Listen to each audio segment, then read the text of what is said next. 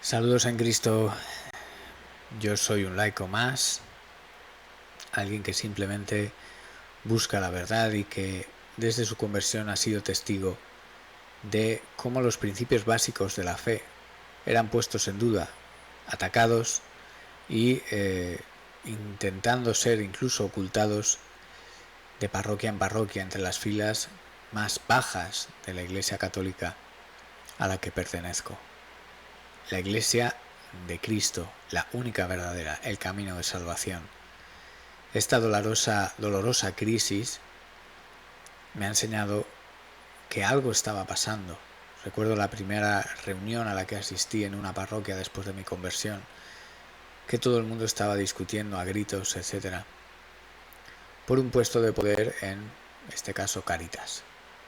Yo estaba sentado al lado de un sacerdote que guardaba silencio y le dije: ¿dónde está Dios aquí?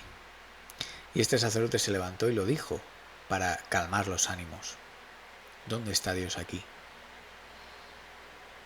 Yo era converso y solo conocía a duras penas los mandamientos, pero ya pude comprobar que a esos mismos se les estaba atacando. Por ejemplo, al primero, al sexto, etc. ¿Dónde encontrar la causa de esta crisis de la cual no me he podido zafar? Huí de una parroquia, huí de otra, huyo y sigo huyendo, y el problema me persigue. Y es porque el problema está instaurado en todos los ámbitos de la estructura visible de la Iglesia. La doctrina no se ha cambiado, la doctrina no se puede cambiar, pero sí se la puede suplantar con una falsa doctrina y guardarla en un cajón. Al final, todo aquello que yo había estado viendo en tantas parroquias donde me decían: el sexto mandamiento, eso ya está pasado de moda, se ha hecho mucho mal uso de él y no hace falta guardar la castidad en el noviazgo, por ejemplo, etcétera, etcétera. Al final, todo eso que estuve viendo durante los años lo tuve que contemplar desde Roma, por lo que entendí que la crisis venía desde abajo hasta arriba. Un cáncer en metástasis, del cual no podía huir si pretendía estar en la Iglesia Católica. Me fue imposible, a pesar de que huí de parroquia en parroquia, zafarme de los errores de esa crisis. Me fue imposible. En cada parroquia a la que he ido, tarde o temprano, he encontrado que la verdadera doctrina, que está en la santa tradición, es relegada a un segundo plano, con los motivos que sean, aunque casi siempre son los mismos, se la aparta y al final no se la presenta, ni se la predica. Hay honrosas excepciones, pero esta no debería ser la norma, sino que tendría que ser al contrario.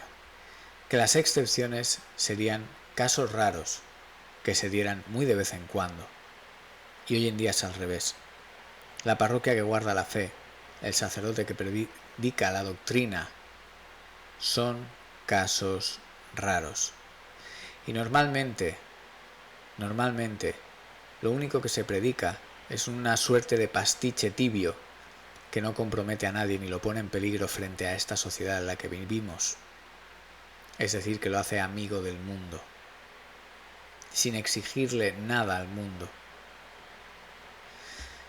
Y al final, aunque no se diga abiertamente el error campa a sus anchas, ya que este pastiche tibio no llama a un combate, a una exigencia, a una corrección, a una condena de la oscuridad, de las sombras, del error. Y sin embargo encontramos que recupera todo su vigor, toda su fuerza, cuando tiene que llamar fariseo y expelir de sus estancias a aquellos que le recuerdan cuál es la doctrina que siempre ha estado vigente, que está vigente, aunque algunos proclamen una nueva doctrina, intentando así oscurecer con su humo la doctrina de la luz. Esta es la realidad que yo me he encontrado desde que me convertí hace 14 años. No estoy hablando de que yo sea más santo que nadie, porque todos cometemos pecados, desgraciadamente. Nuestra naturaleza herida tiende al mal, pero precisamente por esto necesita un correctivo, una vara firme a la que adherirse para crecer hacia arriba. Estoy hablando no de casos puntuales de pecados que vienen por la negligencia, que vienen por la debilidad, no. Estoy hablando de un combate sistematizado contra la doctrina que ha sido proclamada, creída y sostenida durante 2000 años. Estoy hablando de una voluntad firme, decidida y frontal, aunque a veces sea callada, de cambiar lo que la fe nos exige para pretender que ya no nos lo exige. De eso estoy hablando. Por lo tanto, no estoy hablando, para resumirlo más todavía, de un fallo de voluntad ante la ley que es clara y reconocerse pecadores sabiendo, mirándose en esa ley, que se ha fallado esa ley. No, estoy hablando de querer cambiar la ley. Algo que no se puede, pero levantan una nueva ley tras la cual ocultar la ley de siempre, que deja de ser proclamada y muere en el silencio. Voy a leer un artículo y no os voy a decir de quién es, pero como católico que ama la verdad, que busca la verdad y encuentra estas contradicciones, cómo no uno se pone a leer la historia. Y yo honestamente he visto esos errores que vi a pie de parroquia tantas veces, que los vi desde arriba también, cuando empezaron a estar presentes. Yo no sé cuándo empezó todo esto, no sé cuándo a la gente de dentro de la iglesia le entraron las ganas de cambiar la ley. Pero sí sé cuándo todo eso quedó por escrito y se nos pretendió hacer tragar a todos los católicos. Y ese momento no es mi opinión, sino es lo que dice el propio texto. Es el Concilio Vaticano II. Un concilio que para muchos, para la mayoría, pretende ser un borrón y cuenta nueva precisamente porque no consienten en citar nada más. Y esto es porque hay contradicción con lo de antes. Y es descubrirles sus vergüenzas y ponerles en un aprieto. Es doloroso, pero el resultado objetivo es el que yo he estado observando por más de 10 años, llevo converso 14, en las cloacas de la Iglesia Católica, es decir, en las parroquias de a pie, donde abiertamente gente incluso que tiene el rango de catequistas y están en esa responsabilidad, lo dicen ellos mismos. Frases como hay que cambiar la Iglesia desde dentro, la he escuchado yo, por gente que está dispuesta a no quitar la cizaña, sino cambiar la ley. Estamos hablando de cambiar la ley, algo para lo que nadie tiene potestad. Pues voy a leer este artículo, no lo voy a poner en pantalla como hago otras veces, vais a tener que aguantar mi cara. Es un artículo no muy largo y lo voy a leer sin deciros de quién es. Y ya me diréis si vosotros estáis de acuerdo o no. El Concilio Vaticano II fue una reunión de los 2.500 obispos de todo el mundo durante 4 sesiones, desde octubre del 62 a diciembre del 65. El Papa Juan XXIII, en su alocución de apertura del concilio el 11 de octubre del 62, declaró que su finalidad era que la fe católica se conservase y enseñase, pero que se enseñase en el lenguaje del hombre moderno con un magisterio de carácter prevalentemente pastoral, sin recurrir a condenaciones, sino haciendo un llamamiento a todos los pueblos. El Papa Pablo VI concuerda con su predecesor. El Concilio Vaticano II fue un acontecimiento importantísimo porque, ante todo, buscó las necesidades pastorales y, alimentándose en la llama de la caridad, hizo un gran esfuerzo para llegar no solo a los cristianos todavía separados de la comunión con la Santa Sede, sino también a toda la familia humana. Esto fue dicho el 8 de diciembre del 65, en el discurso de clausura. Las enseñanzas del concilio y su interpretación por Roma. Con tales ideales, no es de extrañar que encontremos la enseñanza católica presentada de forma débil y sin definiciones ni condenas, confusa, sin terminología técnica ni escolástica, unilateral para atraer a los no católicos, y añado yo, bueno, vamos a seguir con el artículo. Toda esa enseñanza vaga y ambigua que ya es liberal en su método sería interpretada en su verdadero sentido iliberal después del concilio. Veamos algunos ejemplos de cómo interpreta Roma las enseñanzas conciliares. Sacrosantum Concilium. Debe insistirse en la liturgia de la palabra, en el numeral 9, en los aspectos de la misa como banquete, no sacrificio, número 10, en la participación activa del pueblo, número 11 y 14, y por tanto en la lengua vernácula, números 36 y 54, el resultado es la nueva misa.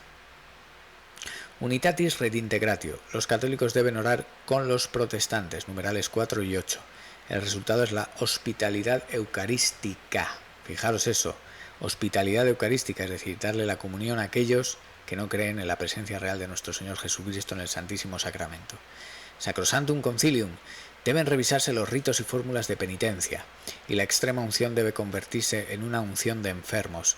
El resultado son la confesión cara a cara y las absoluciones generales, y en el sacramento de la extrema unción una nueva materia, una nueva forma y un nuevo sujeto, los enfermos que no están en peligro de muerte. Fijaos, lo de las absoluciones generales en el Código de Derecho Canónico actual se dice que tienen que luego subsanarse. Por ejemplo, si tú estás en una parroquia y te hacen una absolución general, este código te dice que luego tienes que ir y hacerte tú una confesión individualmente, ¿no? O sea, entonces, ¿para qué sirven estas generales? Porque dan a la gente una idea que si no sabe el Código de Derecho Canónico no le vale a nada.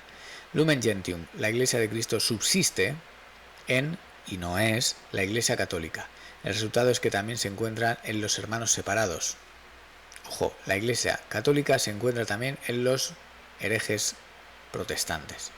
Unitatis redintegratio. La Iglesia de Cristo tiene hermanos separados en iglesias separadas, que deben ser como hermanas. El resultado es considerar que todos los bautizados pertenecen a la Iglesia de Cristo y por tanto no hay necesidad, por ejemplo, de convertir a los ortodoxos, que son herejes. Optatam totius. Los seminaristas deben conocer la filosofía moderna y el progreso de la ciencia, la psicología y la sociología. El resultado es que se fomenta el estudio en universidades seculares, pero no en el del tomismo, y aparecen espiritualidades abiertas, moralidad subjetiva, etc. O sea, la Suma Teológica de Santo Tomás, que es la cumbre del pensamiento católico, pues se le quita tiempo y espacio en favor de cosas modernas, ¿no? Gaudium et Spes. Se identifica el matrimonio con el amor conyugal. La Iglesia renuncia a todos los privilegios que le otorgaba el Estado y desea una autoridad mundial. El resultado es, respectivamente, el fiasco de las nulidades matrimoniales, que la religión católica deja de ser religión de Estado en todo el mundo y que se presenta un pleno apoyo a la Organización de las Naciones Unidas, a la ONU. El mismo esquema podríamos repetir con todas las innovaciones aprobadas. Los errores doctrinales del concilio. Lo que es aún más grave, el concilio fue secuestrado por los elementos liberales de la Iglesia, quienes desde el principio consiguieron el rechazo de los esquemas preparatorios preconciliares confeccionados para su discusión y los sustituyeron por otros esquemas progresistas redactados por sus propios expertos. Los liberales también consiguieron introducir a sus miembros en las comisiones. Los nuevos esquemas, aprobados como decretos, constituciones y declaraciones del concilio, contienen más o menos explícitamente errores doctrinales por los cuales los liberales habían sido condenados en el pasado. Tomemos como ejemplo los siguientes pasajes del concilio y comparémoslo con la doctrina católica. Gaudium et Spes. El hombre es la única criatura terrestre a la que Dios ha amado por sí misma, idea opuesta a todo ha hecho Yahvé para su fin. O sea, todo ha hecho Dios para el fin del hombre, ¿no? Todos los bienes de la tierra deben ordenarse en función del hombre, sin mencionar que la finalidad es servirle de ayuda para salvar su alma. El Hijo de Dios con su encarnación se ha unido en cierto modo con todo hombre. Cuando el concilio de Éfeso habla de que Dios asumió una naturaleza humana individual, o sea que no se unió a todo hombre, sino solo a la naturaleza humana que asumió. La naturaleza humana ha sido elevada también en nosotros a dignidad sin igual, dice el concilio, en vez de algo menor le hiciste que los ángeles, ¿vale? O sea, dice, la naturaleza humana ha sido elevada también en nosotros a dignidad sin igual, cuando la doctrina, el Salmo 8, dice que Dios nos hizo algo menor que a los ángeles, o sea que no sin igual, somos un poco menores que los ángeles. Habla de la excelsa dignidad de la persona humana, que solo existe en quienes viven honestamente, y afirma sus derechos y deberes universales e inviolables, cuando a quien desperdicie sus talentos le serán arrebatados. Es decir, sus derechos y deberes son universales e inviolables, según el concilio, pero en Lucas 19:24 se nos dice, cuando a quien desperdicie sus talentos le serán arrebatados. Dignitatis Humanae dice, este concilio vaticano declara que la persona humana tiene derecho a la libertad religiosa. Esta libertad consiste en que todos los hombres han de estar inmunes de coacción de cualquier potestad humana, y esto de tal manera que en materia religiosa ni se obligue a nadie a obrar contra su conciencia ni se le impida que actúe conforme a ella. Fijaos lo que se dice aquí, pero luego si vas a un obispo y le rebates el Concilio Vaticano II, te va a decir que estás obligado a tragar con el concilio, cuando el mismo concilio te dice que no se puede obligar a nadie a obrar contra su conciencia. Así que, dentro de los límites debidos, este derecho de la persona humana, la libertad religiosa, ha de ser reconocido en el ordenamiento jurídico de la sociedad de forma que llegue a convertirse en un derecho civil. Sin embargo, la doctrina católica condena las siguientes proposiciones. La libertad de conciencia y de cultos es un derecho libre de cada hombre que debe ser proclamado y garantizado legalmente en todo Estado bien constituido.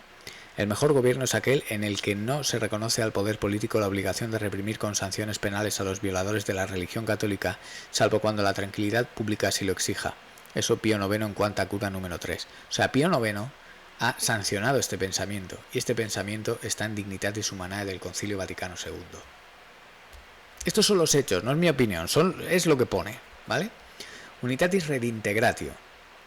El Espíritu de Cristo no rehuyó servirse de ellas, de las iglesias y comunidades separadas, como de medios de salvación. O sea, fijaos, el Espíritu de Cristo no rehuyó servirse de los herejes, de los protestantes, como medios de salvación. Esto lo dice el Concilio Vaticano II. Ad gentes, como se lea, dice, promuévase la acción ecuménica de forma que los católicos colaboren fraternalmente con los hermanos separados en la común profesión posible de la fe en Dios y en Jesucristo delante de las naciones. En Nostra Aetate dice, la Iglesia Católica no rechaza nada de lo que en estas religiones no cristianas hay de santo y verdadero. Considera con sincero respeto los modos de obrar y de vivir, mientras que las Sagradas Escrituras dicen que todos los dioses de los pueblos son diablos, Salmo 95. Y en Deuteronomio 18 dice, no aprenderás a imitar las abominaciones de aquellas naciones. La Iglesia Católica no rechaza nada de lo que en estas religiones hay de santo y verdadero. Nostra Aetate, documento del Concilio Vaticano II. Esa es la letra del concilio. Esa es la letra del concilio. ¿Vale? No soy yo, no es mi pensamiento, es la letra del concilio. Lo que pusieron ellos. Lumen Gentium, el orden de los obispos junto con su cabeza, el romano pontífice, y nunca sin esta cabeza, es también sujeto a la suprema y plena potestad sobre la Iglesia universal. Y la consagración episcopal, junto con el oficio de santificar, confiere también el oficio de enseñar y regir contra la doctrina de la Iglesia según la cual la dignidad episcopal depende inmediatamente de Dios en cuanto al poder de orden y de la sede apostólica en cuanto al poder de jurisdicción. O sea, no es el orden de los obispos junto con su cabeza, no. Es la cabeza la que dicta, la que define por sí misma, o sea, por el poder que le otorga Dios. El concilio mismo anima a las tendencias liberales y su impulso se convertirá en la política vaticana postconciliar. Y se separa de la enseñanza católica tradicional, pero no tiene autoridad para ninguna de las dos cosas. Nuestra posición debe ser, nos negamos y nos hemos negado siempre a seguir a la Roma de tendencia neomodernista y neoprotestante que se manifestó claramente en el Concilio Vaticano II y después del concilio en todas las reformas que de él surgieron. Y en torno a estas tendencias neomodernistas gira todo el concilio. ¿Fue infalible el Concilio Vaticano II? No por razón del magisterio extraordinario, puesto que rechazó definir. El mismo Papa, no por razón del magisterio extraordinario, puesto que rechazó definir. El mismo Papa Pablo VI, en una audiencia del 12 de enero del 66, dijo que había evitado proclamar de forma extraordinaria dogmas dotados de la nota de infalibilidad, ni por razón del magisterio universal ordinario, porque este consiste en la maravillosa uniformidad de las enseñanzas de los obispos dispersos por todo el mundo, y no cuando están reunidos, en que pueden ser objetos de grupos de presión. Y no es un poder para definir, sino para ratificar lo que siempre se creyó. La universalidad en cuestión no es sólo de lugar, todos los obispos, sino también de tiempo, siempre, lo que siempre se ha creído en todos los lugares, ¿vale? Y como veis, el concilio propone cosas que no siempre se han creído ni se han creído en todos los lugares. Ni por razón del magisterio simplemente auténtico, porque el objeto de todo magisterio es el depósito de la fe, que debe ser santamente custodiado y fielmente expuesto. Esto está en el Vaticano I, el Denzinger 1836. Y no la adopción como doctrina católica de los mejores valores de 2 siglos de cultura liberal, aunque hayan sido purificados con comillas, ¿vale? Fijaos esto. El objeto de todo magisterio es el depósito de la fe, que debe ser santamente custodiado y fielmente expuesto. No la adopción como doctrina católica de los mejores valores de 2 siglos de cultura liberal desde la Revolución Francesa, aunque hayan sido purificados. ¿Y esto quién lo dijo? ¿Quién creéis que dijo esto? Esto lo dijo el cardenal Ratzinger en 1984. Y así, este concilio fue ecuménico, más en el sentido moderno de apelar al sentimiento religioso de todos los pueblos, que en el sentido tradicional de representar a toda la Iglesia docente. Como veis, objetivamente, según los textos del concilio, se rompe con la doctrina anterior. Da igual que el concilio en un mismo texto donde pone algunos de estos errores luego se afirme la doctrina de siempre. Está afirmando también lo contrario, y en un texto no puede haber una cosa y la contraria, no se puede sostener el sí y el no a la vez. O es sí o es no. Y punto, no cabe más. Recordad que vuestro hablar sea el sí, sí y el no, no, todo lo que excede de eso viene del diablo. ¿Lo dice la Escritura? No yo. Así que me gustaría que en los comentarios dijerais de quién creéis que es este texto del Concilio Vaticano II, que al final es un texto que casi todo su grueso son citas del mismo Concilio Vaticano II, o sea que el mismo Concilio Vaticano II se puede usar como argumentación, o sea, es necesario hacerlo para desmontar todo esto. ¿Y por qué digo esto? Porque, por ejemplo, yo he visto en parroquias a catequistas que cada vez que viajan a un país se bautizan en una religión diferente.